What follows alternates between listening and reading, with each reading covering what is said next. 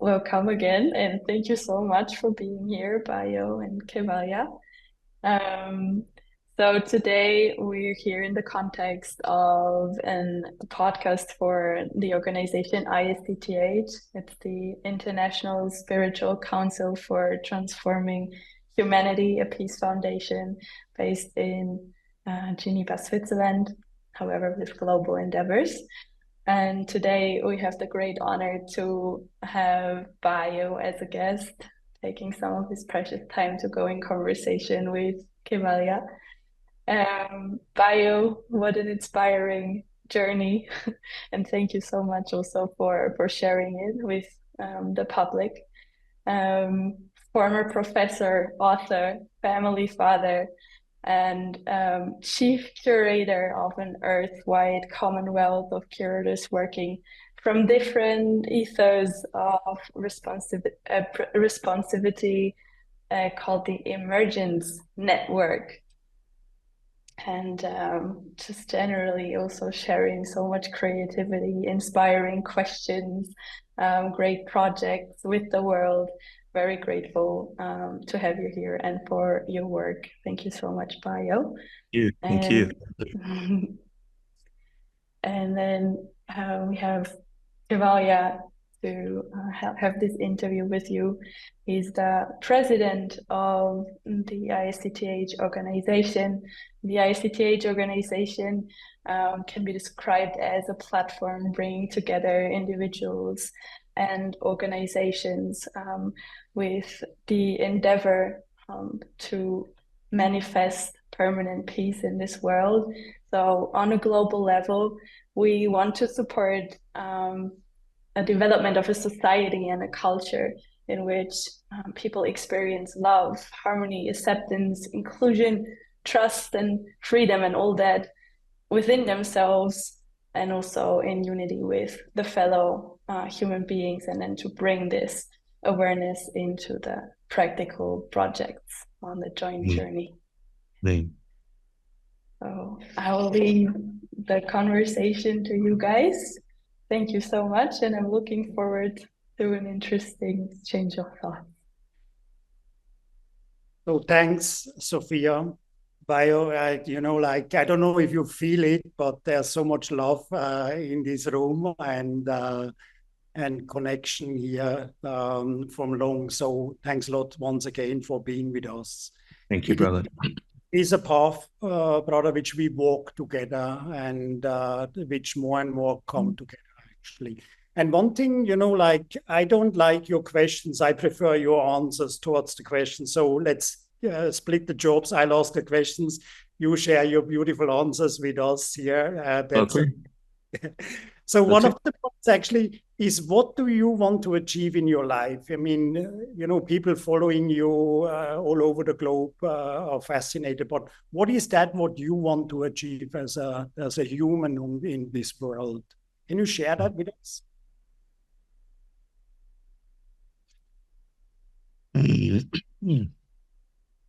It's a multi-dimensional question for me. Not as easy to respond to as it might be easy to ask. I take cognizance of the multiple modalities and invitations and demands on my person, the things I'm doing, the multiple projects. I had a number of elders gather online 2 days ago just to pray for me and to pray for the work that I'm doing. I hesitate to call it my work because it feels more than an individual's vocation. But I'm very excited about the things that I'm doing across the world, the explorations of what you might call a fugitive thesis of social transformation and understanding of the world in post-humanist ways. And this pedagogical framework and spiritual vocation is galvanizing people around the planet. And I feel called into this leadership, thought leadership, public intellectual vocation. You might say I'm doing exactly what I'd hoped that I would be doing at this time. However, if you were to leave this to one singular response, I would say that my goal is to play, is to know how to play. And I mean to play with my kids. Like, I don't think it's exclusive. I don't think it's as impoverished decision as I'm making it out to be, but it is singular in its power. Like, if I had one desire, the desire that holds all of the desires is it would be to meet my son and my daughter in the energies of their play, to know how to know the world from their perspectives, to experience that joyful insignificance that adultism does not know how to articulate. So that's my goal in life, to play, to experience beauty, and to know the poetry and the animacy of a world that is never finished. And will democracy bring us there? Because a lot of your work, which at least I have followed as a layman, I would call myself in that sense, is about democracy. Like, will democracy as it is established today bring us there to be in this playful state of a child or with the eyes of a child? Democracy is a political project, as the practices between nation states as the dominant, increasingly imperiled paradigm of governance. Not exactly. I think democracy, of course, every reasonable participant in that conversation would admit that democracy itself has its underbellies and has its critical shadows and limitations. People in the global south have a lot to say about the ideal of democracy. So I'm not sure that it's held by any one political paradigm. I feel that this invitation to play doesn't have a name yet. It doesn't have an ideological premise, but there's something excessive, spilling, and more than human about it. I'd rather think about it as autistic instead of neurotypical. The invitation to play is not democratic or it's other. It is outside of those systems of legibility. Which actually brings us to a point where it's good that we have no name for it, because maybe we'll ruin it. The name might ruin it. And the dialogue or the dispute would start about it. So if we can keep it as a play, I think we have already done quite a lot towards it, Yes. I mean, I've told some folks, I had an event recently at Omega Institute, and a dear teacher came up to me and she said that I'm studying play. And I would like you to tell me how we can make play more important. And I said, that's the thing. I think play always dwells at the edges of reality. If you try to centralize it, make it important, which often reverberates with efforts of standardization, scaling up. If you institutionalize play, then maybe it isn't play any longer. So play is not important.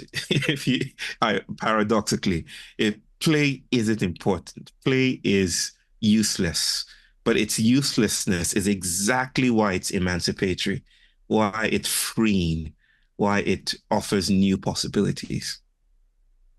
When I listen to you, I think of my mother who has severe dementia, but she's always in that playful state. There's the moment, and that's the play. That is this moment. To standardize, to define it, will bring it into a dimension which will lose the essence, I guess, from what I sense from you. And, what brings me very much to that point of is, and I read a lot about your work on being human and these senses.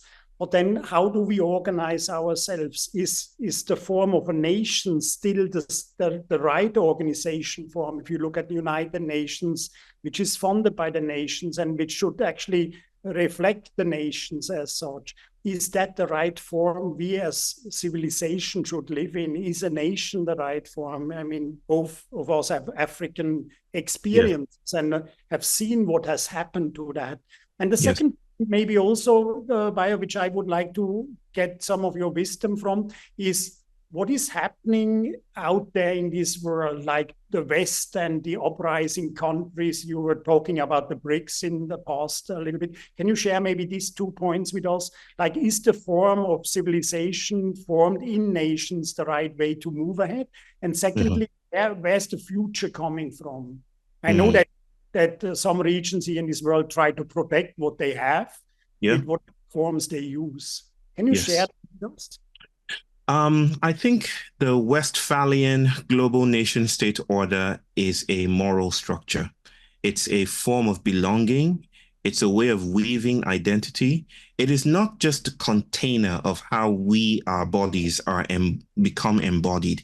It is actively, dynamically shape-shifting our perceptions of the world, how we perceive the world, how we perceive possibilities. Think about mobility and reproduction and identity. All these things are usually framed within the framework of the nation-state order. That grants us some advantages, but it also obscures other possible gestures. I feel that we are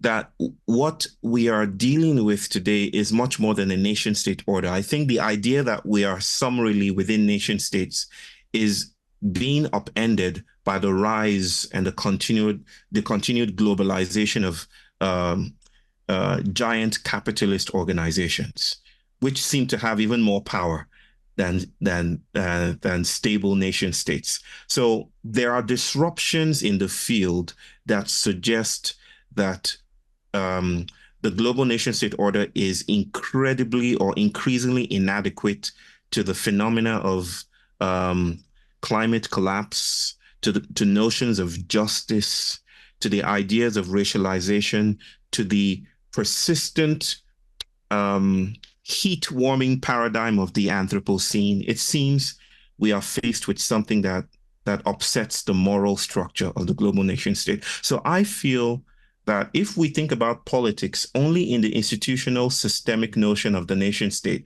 we are losing sight of other ways of organizing. That there are ways of organizing that are transnational, that are parastatal, if you will, not in the popular sense of the parastatal as a form, as an organelle of the nation state, but that are outside of the nation state. I feel there are very important forms of organizing that are ground level, local, intrapersonal, ancestral, intergenerational, that is often obscured when we think of power as situated exclusively within nation states. And then your second question, brother, could you just remind me, what was that? You said something about the future? Yeah, like how will that reflect in the future in terms of, and you answered it partially actually, how will this new world order be like? We see a lot, and I mean, both of us have got some origins or some roots in India also. We see all this way from the Asian countries, Middle East countries coming up, and Europe and US being in some different zone as they have been used to. Yes. As you and I know, there are upheavals on the African continent. Last year saw a number of coup plots that were successful. People supported the military takeover over democratically elected governments and regimes. The tendency is to wag a righteous finger and say, return back to democracy. But at some level, African populations are questioning the ideal of the nation state, or the promises, the dividends of democracy, as we usually term it. We're asking deep questions. We just don't know how to ask them well, I feel. I don't know what the future looks like, brother, with regards to these upheavals. But I think that's actually an advantage. You see, I've always told people that, you see, if we know entirely, confidently, exclusively what the future looks like, what the horizons offer us, it might be that we are still incarcerated in the present, right? incarcerated in particular ways of knowing. It might be that the status quo has inseminated us with ideas of the next. This is how colonial enterprises perpetuate themselves. So this not knowing signals something promising. I really don't know what the world looks like in 5 years or 10 years or a century from now, but that's not our objective. I think right back to the theme of play. Yeah. The idea is to experiment with the failure of these times, to experiment at the edges, the thresholds where our bodies are no longer able to be hospitably held. And maybe by experimenting, we might be gifted new visions of the world. We might be gifted new tentative ideas of how to move with the world. That's my response to that. Yeah. Because I think that's one statement actually when I listen to you, and it comes back to that play, and that has a lot of aspects of acceptance, of surrendership, and of friendship. Like getting into this friendship that will elevate us as a human consciousness from my point of view. And I love this term of playfulness because it really gives you this aspect of having no control of what is happening. Yes. And I think that is the boring part of life, if you know what is happening, if you plan and it's happening as you're planning. But if you can move ahead and have faith in actually the dimensions of a human being, that is the miracle actually of the entire life. And this is something which we in our foundation want to really move ahead, this peace, like how can we find peace? I mean, I've been following Nigeria's story a lot naturally in the past, and some of it has been very painful for me as a human being. And this is a part of actually also of the work which I see, which you are doing, this dialogue towards peace, or to have this dialogue, to have this equality in a dialogue, to find this peace. But what does peace mean to you? Well, if we think of peace as the absence of war, if we define it as such, then I think it's still inadequate to the tensions of this time, to the tensions of the moment, because the absence of war doesn't address ontologies of violence. We could go to the shopping mall and still be indebted to some kind of violence that may not break out to the political imaginaries of war, battle between nation states, and yet it could be just as violent, even more so. So I'm very hesitant to jump into particular notions of peace that stabilize performances and practices that are hidden in the background, but pretend on the surface of things to be kind-hearted and righteous, right? US politicians are now adopting the language that politics of violence has no place in the United States, which is very ironic, which is a very ironic thing to say. I mean, it's now the meme of the moment. Both on the left and the right, they're adopting this language in the wake of the recent attempts on the former president. Yes, but to say that is to obscure a history of violence that is still ongoing right now and has concerns with the empire. I would think about peace as an exploration of new ways of meeting the world, of addressing the forms of violence that have stabilized themselves into settlement. So peace not as a utopian arrangement, peace not as arrival, peace not as we've finally gotten rid of everything we don't like, but peace as the ongoing study. So peace is not a state of being. Peace is the exploration of violence, which sounds paradoxical, right? We would like to think about peace as a negation or positivity or utopian or finality. But I think that the world is constantly shifting itself finding ways of living with that disruption feels like a more generative attempt of staying with notions of peace. I think rightly, I would address that also as a process we are in, Process. Like if you talk about faith in life, Yes. then it is something which only will happen with grace. And Yes. this ultimate peace is like the ultimate truth. It will only happen with grace. And so I think we as a human, or me as a human, can drive in that direction.